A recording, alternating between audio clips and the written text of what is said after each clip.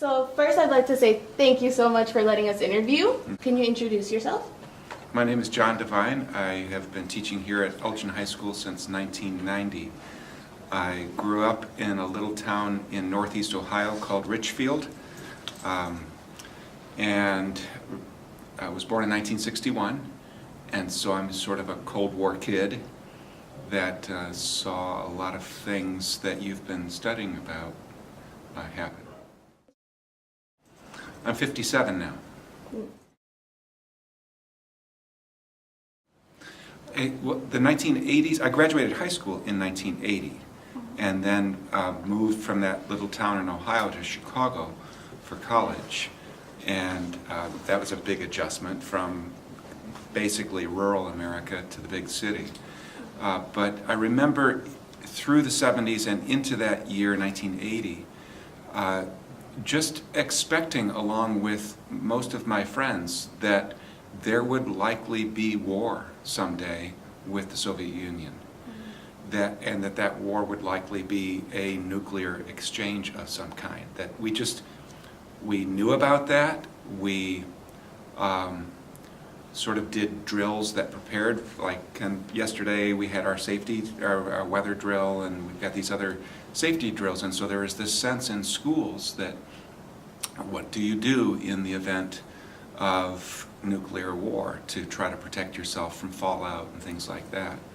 And so I remember growing up with that thought being kind of normal, that there's likely to be war between these two great powers, and that was, I don't think it was really scary. It was just like, oh, well, okay.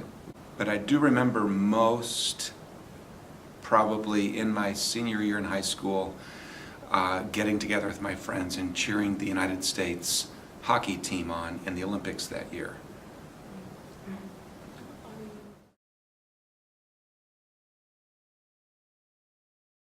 I played a lot of what we called pond hockey growing up. So whoever had a little puddle of water that was in their backyard or down near a creek somewhere, we would clear it off and get our gear and go play hockey together. But I never played organized like club hockey or anything like that.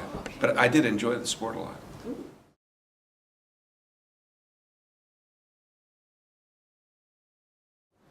Well, I mean, I saw it happen on, like live on television, because as the U.S. hockey team continued to work its way through the Olympic tournament, it became apparent that this might be a great, Cold War showdown. And, what if the United States and the Soviet Union settled their issues on ice? What a perfect finish to, thinking about the Cold War. And that's kind of the Olympic spirit too, that healthy competition looks very different than unhealthy competition. So yeah, I would say, most of America watched those last couple of games on TV.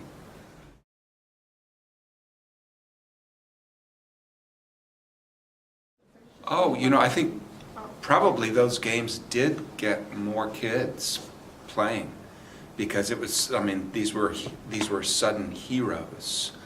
I remember the storyline kind of really being emphasized, that the Soviet team was all, men in their late 20s and early 30s, people who had the game in their bones for many years, and the American team was all 19, 20-year-old college kids who were just recruited, because the rules were you couldn't have paid professional athletes.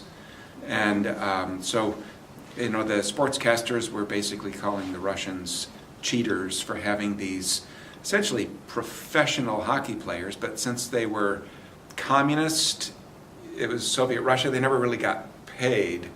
But they were professional athletes in our view, whereas our guys were the true Olympic spirit of amateurs, young people, just thrown into the game, who practiced together for a few months before the tournament and made it all the way to the top. And most of us thought, that's amazing, but no one can beat the Russians. They are so skilled and so experienced.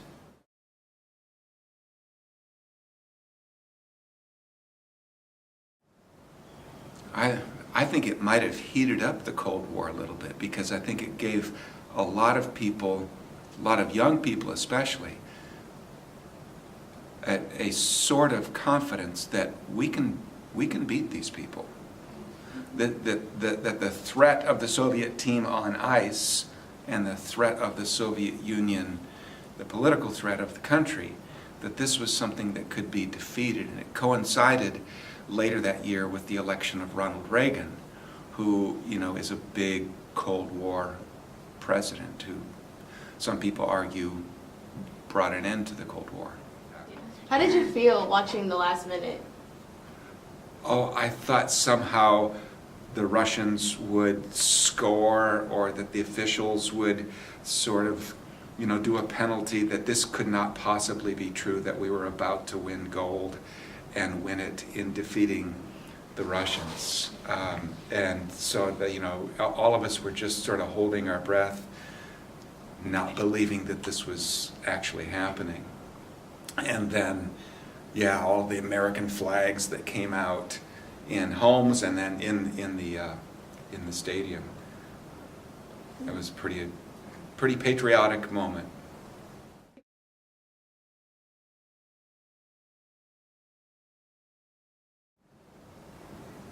I mean, the American, you know, these college guys were like instant heroes, and I think some of us basically just thought, look, we played the Olympic Games like they should be played, with amateurs, with people who don't get paid to play. And the Russians cheated, and a lot of times cheaters win, but this time they didn't. So there's sort of like this classic triumph of right over wrong, or good over evil, and that language had been already kind of part of any conversation about the Cold War, that the United States was the leader of the free world and the Soviet Union was the new force of tyranny in the world after World War II, and that this great contest between good and evil, you know, maybe America could be this force for good. That it sounds so weird to think that that was in people's mind over a game, a hockey game, but it really was. And the sportscasters, you know, made those connections for viewers too.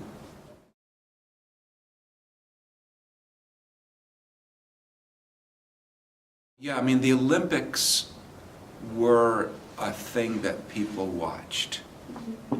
Not so much so anymore. Yeah, as today. But, right, people watched the games, and most people, I would say, watched them for the entertainment value of a lot of sports that you'd never seen before, like that goofy game where they slide those discs down, right? Like, what is that? And so it's like partly, you know, like introduction to winter sports that we've never seen before.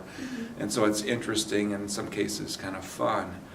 But it was, I really think it was political too, that we wanted to see how the United States measured up against the world. And we expected that the United States would win the most medals. We expected that our way of life would somehow be vindicated out there on the field of competition. It was a competitive-minded time, the Cold War.